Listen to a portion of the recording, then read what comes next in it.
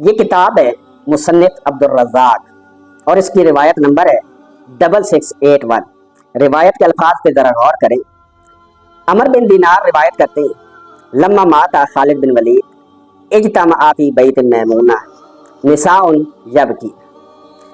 جب خالد بن ولید کی موت ہوئی ام المومنین حضرت میمونہ کے گھر عورتیں جمع ہوئی اور انہوں نے رونا شروع کیا۔ فجاء عمر ومعہ ابن عباس ومعہ درہ۔ عورتوں نے رونا شروع کیا تو فوراً حضرت عمر، ان کے ساتھ عبداللہ ابن عباس اور حضرت عمر کے ہاتھ میں مشہور زمانہ درہ تھا جس کے ساتھ وہ لوگوں کی پھینٹی لگاتے تھے۔ فقال یا ابا عبد اللہ ادخل علی ام المؤمنین فامرها فلتحتجب۔ حضرت عمر نے عبداللہ ابن عباس کو کہا کہ آپ گھر میں جائیں اور ام المؤمنین کو فرمائیے کہ آپ پردہ کر لیں واخرجہن علیہ، اور باقی عورتوں کو ذرا میری طرف بھیجو۔ قال فجعل یخرجہن علیہ۔ عبداللہ ابن عباس نے عورتوں کو حضرت عمر کی طرف بھیجا۔ وہو یضربہن، حضرت عمر اپنی اسی درے سے عورتوں کی پھینٹی لگا رہے تھے۔ فسقط خمار امرأۃ منہن۔ حضرت عمر جب عورتوں کی پھینٹی لگا رہے تھے تو ایک عورت کی چادر اس کے سر سے نیچے گر گئی۔ فقالوا یا امیر المومنین خمارہ۔ کچھ لوگوں نے متوجہ کیا کہ اے امیر المومنین عمر، عورت کے سر سے چادر گر گئی۔ حضرت عمر نے کیا ریسپانس دیا؟ فقال، حضرت عمر نے کہا دعوها ولا حرمت، اسے چھوڑو، اس کی کوئی عزت ہی نہیں ہے۔ میرے محترم دوستو، سیدنا فاروق اعظم رضی اللہ تعالی عنہ والا واقعہ جو انہوں نے سنایا ہے وہ لفظ بلفظ بالکل ٹھیک سنایا ہے، لیکن سوال یہ پیدا ہوتا ہے سیدنا فاروق اعظم جیسی عظیم ہستی جن کے بارے میں میرے نبی نے ارشاد فرمایا اگر میرے بعد کوئی نبی ہوتا تو وہ عمر ہوتا، وہ عمر ایسا کیوں کریں گے؟ بلا وجہ عورتوں کو درے کیوں ماریں گے؟ پھر ایک عورت کی چادر گر جائے، صحابہ عرض کریں امیر المومنین اس کی چادر گر گئی ہے، آپ فرمائے رہنے دیجئے، اس کی کوئی حرمت نہیں۔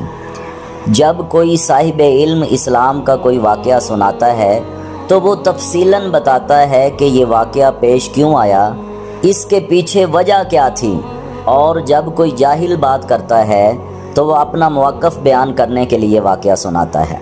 کامن سینس کی بات ہے کہ اللہ کا دین اتنا لاوارث ہو چکا تھا، حضرت عمر جو بھی چاہتے اپنی مرضی سے کرتے، کوئی روکنے والا نہیں تھا۔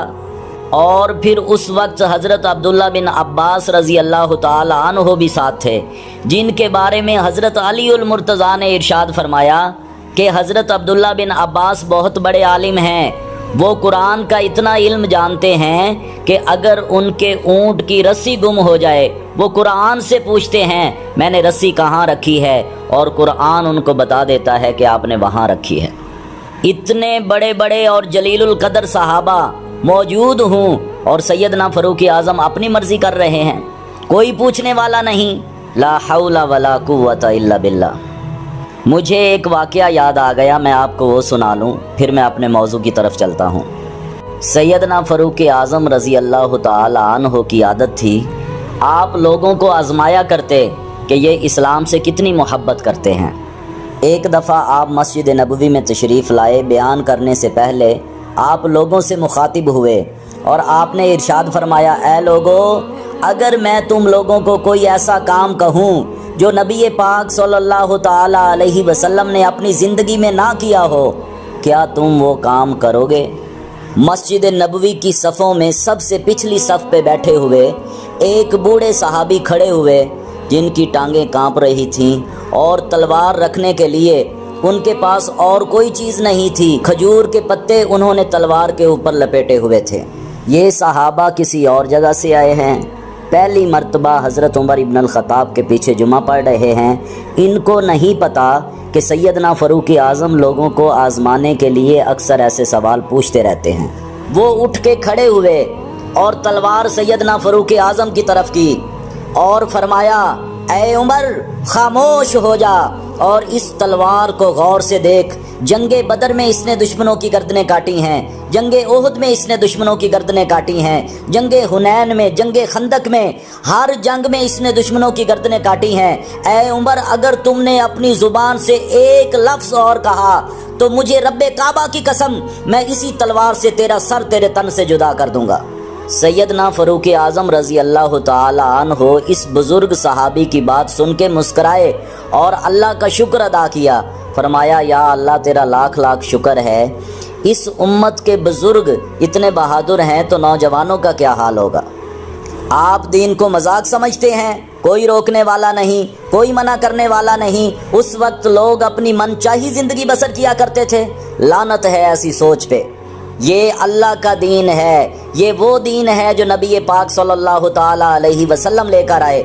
आखिरी नबी, इस दीन को कोई मिटा नहीं सकता, ना कोई इस दीन में अपनी मर्जी शामिल कर सकता है। और ये सहाबा हैं, सहाबा, ये मेरे नबी के सच्चे और पक्के गुलाम हैं। इनके होते हुए ऐसा हरगिज नहीं हो सकता। क्या वजह थी जो सैयदना फ़ारूक आज़म रज़ी अल्लाह ताला अन्हो ने औरतों को दुर्रे लगाए? आए मैं आपको बताता हूँ। जिस किताब से आपने हवाला दिया, किताब भी वही और किताब का बाब भी वही। किताब है अल मुसन्नफ़ अब्दुर रज़्ज़ाक़, इसमें बाब है बाबुल मय्यत और हदीस का नंबर है 6682, जिसमें सैयदा अम्मा आयशा सदीक़ा बयान करती हैं, नबी पाक सल्लल्लाहु ताला अलैहि वसल्लम ने इरशाद फरमाया, वो शख्स हम में से नहीं है जो मुसीबत के वक्त अपना गिरेबान फाड़े और अपने मुंह पे, अपने सीने पे, अपनी जांघों पे हाथ मारे यानी पीटे और ज़माना जाहलियत की तरह चीखो पुकार करे। यानी ये सारी रस्में ज़माना जाहलियत की थी। अपना गिरेबान फाड़ना, अपने चेहरे पे, अपने सीने पे और अपनी जांघों पे हाथ मारना, पीटना और चीखो पुकार करना, जिससे नबी पाक सल्लल्लाहु ताला अलैहि वसल्लम ने सख्ती से मना फरमाया। चलें, इस हदीस की रावी तो सैयदा तैयबा ताहिरा हज़रत अम्मा आयशा सदीक़ा हैं। इनकी रिवायत शायद आपकी समझ में ना आए। मैं दूसरी हदीस की तरफ चलता हूँ, जिस हदीस का नंबर है 6666 और इस हदीस की रावी हैं सैयदा इस्मा बिनते उमैस रज़ी अल्लाह ताला अन्हा। और आप अच्छी तरह जानते हैं कि इस्मा बिनते उमैस रज़ी अल्लाह ताला अन्हा कौन हैं। ये फरमाती हैं कि जब सैयदना हज़रत जाफ़र तैयार रज़ी अल्लाह ताला अन्हो शहीद हुए, हज़रत जाफ़र तैयार हज़रत अली उल मुर्तज़ा के बड़े भाई हैं, जब वो शहीद हुए तो नबी पाक सल्लल्लाहु ताला अलैहि वसल्लम मेरे पास तशरीफ़ लाए और फरमाया, ए इस्मा, इस मौके पे कोई नामुनासिब बात ना मुंह से निकालना और ना ही सीना पीटना। फिर नबी पाक सल्लल्लाहु ताला अलैहि वसल्लम अपने अहले खाना के पास गए और इरशाद फरमाया, जाफ़र के घर वालों के लिए खाना तैयार करो क्योंकि आज के दिन वो मसरूफ़ हैं। तो पता चला औरतों का इस तरह रोना, चीखो पुकार करना, शोर बर्पा करना और अपना चेहरा पीटना, अपना सीना पीटना, जांघों पे हाथ मारना, ये सारी रसूमात ज़माना जाहलियत की थीं, जिनसे नबी पाक सल्लल्लाहु ताला अलैहि वसल्लम ने बार बार मना फरमाया और बड़ी सख्ती से मना फरमाया। उसके बावजूद भी कुछ औरतें बाज ना आईं। सैयदना हज़रत अबू बकर सिद्दीक़ रज़ी अल्लाह ताला अन्हो के दौर में भी उन्हें मोहब्बत से मना किया गया और बार बार मना किया गया, वो फिर भी बाज ना आईं। लेकिन ये दौर था सैयदना फ़ारूक आज़म रज़ी अल्लाह ताला अन्हो का, जिनके बारे में मेरे नबी ने इरशाद फरमाया कि उमर के दिल और ज़ुबान पे अल्लाह ने हक़ को जारी कर दिया है, जिनके बारे में मेरे नबी ने इरशाद फरमाया, उमर जिस रास्ते से गुजरता है शैतान वो रास्ता छोड़ देता है। ये वो उमर हैं जिनके पास दो लोग अपना फैसला लेकर आएं और कहें आप हमारा फैसला फरमाएं, लेकिन इससे पहले ये फैसला नबी पाक सल्लल्लाहु ताला अलैहि वसल्लम ने फरमाया है।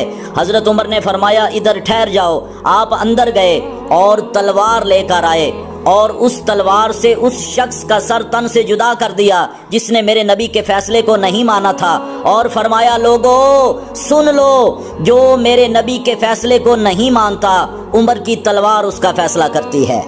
और ये चंद औरतें बाज ना आईं, ये सैयदना फ़ारूक आज़म रज़ी अल्लाह ताला अन्हो के दौर में भी ऐसा करती रहीं।